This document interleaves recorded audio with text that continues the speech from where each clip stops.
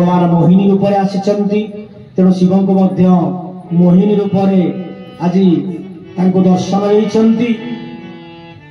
तेणु देवराज भगवान कहिछन्ति जे ये प्रकृत में तुम्हें देवदेव महादेव नाम आपणकर से मोहिनी रूप में थी ना तुम्हें देख ना या भल तेणु जाओ से गोटे स्त्री रूप धारण कले शेष में कौन होती ना देवदेव महादेव को जे मोहिनी रूप देखला देवदेव महादेव आज विहोलित हो मोहिनी रूप में जाइछन्ति सेठू मध्य से फेरी लज्जा पाई आज देवदेव महादेव आज भूली जाइछन्ति। एपटे कौन होती बड़ी देवता जिते मंथन है समुद्र मंथन रु जे बाहर अमृत जे आज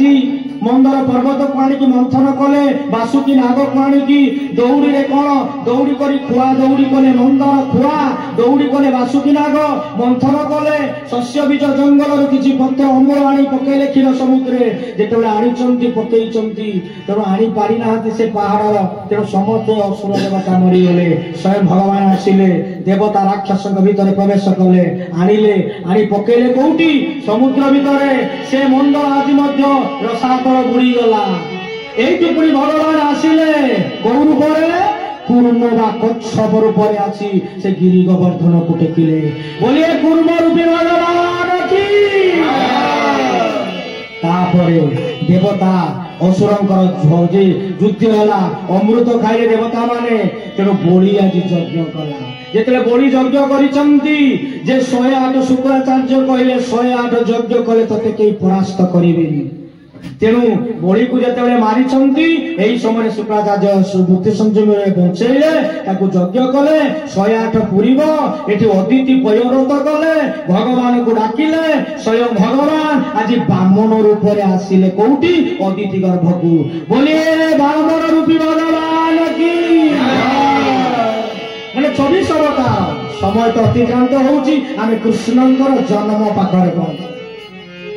तेणु जहाँ हो एपटे कौन होउचंती शेष आज यज्ञ जिते करिसंती 108 यज्ञ हम आज बामन रूप में छता धरी कमंडल धरिले माँ ब्रह्मा समस्त आज देते छता धरी माल पकाई कमंडल धरी आसी पहुंची गले बलिर यज्ञ द्वार आज मंत्र मंगलाचरण उच्चारण करुचंती कहले श्री राम पुरुषोत्तम नरहरि नारायण रक्षक श्रीनाथ करुणानिधि गीतिपति जोगेश्वर माधव कंसारी दनुदान्तक हरि जगत प्राणाधिक केशव गोपीनाथ गोजेन्द्र भक्षण कर कुर्वन्तु ते मंगल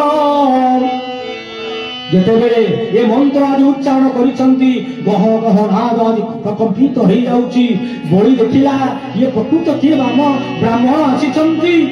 मोर यज्ञर शेष पूर्णाहुति देले मु आज सिद्धि पाइबी ए बलिया ब्राह्मणर मंत्र शब्दरे आज देह आज पुलकित हेउची देह आज कंपिला होउची आज देहरे आनंदता आसुची ए कथा चिंता करी आज देखिले द्वार को प्रत्येक दिन बलिदान दियंती तेणु एपटे कौन होइचंती स्वयं दान देखी देले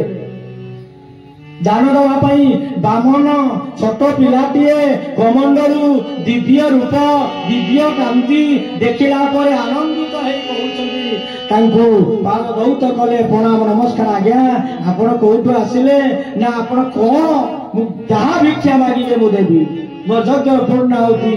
कहले तुम्हें त्रिवार सत्य कर तेणु शेष कौन जल धरी सत्य करने शुक्राचार्य आसिले ये विष्णु आसी छलना कर तो संपूर्ण संपत्ति को नहीं जिवे राज्य को नहीं जिवे ए बड़ी आकु दिए ना ये छलना करने विष्णु आसी शेष कौन कले ना ये कहले जदि विष्णु आसी अहभाग्य मोर वंशज प्रहलाद जो रही भगवान को डाक मुक्ति हम से कहले गुरु कथा मानुना तेणु जाऊ से शंखर जिते त्रिवार सत्य करने जाऊँगी जल कौन ना आज शुक्राचार्य शंख भितर लुचि रही से जो कमंडल भितर जे शपथ कर तेणु स्वयं भगवान कुशरे कौन खेचिदेले से शुक्राचार्य आखि गला उठिला गोटे आखि कणा हो पानी आसला शंकर भक्त जाओ से देले दान जिते दान देले कहले कौन आज्ञा ना त्रिवार सत्य कर कहतु कहले मो पादर मोर ये माया ब्राह्मण लोक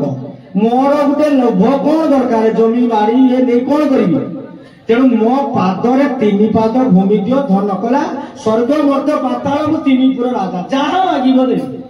कहले मोर किसी दरकार नहीं बाबा सब जो मत 3 पाद मोर जो टिकी टिकी पाद ये छोट पिला जो ब्राह्मण छोट छोट पादर 3 पाद भूमि जाऊ से कहले कहले मो कतर जे दान नब अहंकार भी अच्छे मो पाखे जे दान नब अन्य क्या कहीं मागिब भिक्षावृत्ति कहीं कर तो मो पाखे नहीं तुम्हें चली जा जे जहाँ मागिब देवी कहले नाई बाबा ये सबू मिथ्या माया ये सबू जे मोहर पड़े मो चाह शेष 3 पाद मागिले कहले ठीक अच्छे नियो प्रथम पाद जे माफी देले कौन सारा धरित्री माए पृथ्वी को ले द्वितीय पाद आ गोटे पाद कौन आकाश को दे देले सरी गला आउ कहले तृतीय पाद दे बोली तेणु कौन ना तृतीय पाद कहले पाद कहीं आपण कर ए नाभि खोलिले पादटे खोली बोली को आकी पाताल को चापू बोलिए बामन रूपी भगवान की तेणु बड़ी आसी ब्राह्मण को आज अदिति प्रार्थना देवराज इंद्र को आज रक्षा करने स्वयं आसी भगवान प्रयोगतरे संतुष्ट ही ब्राह्मण आसी जे बड़ी को आज विनाश कर पाताल को चापी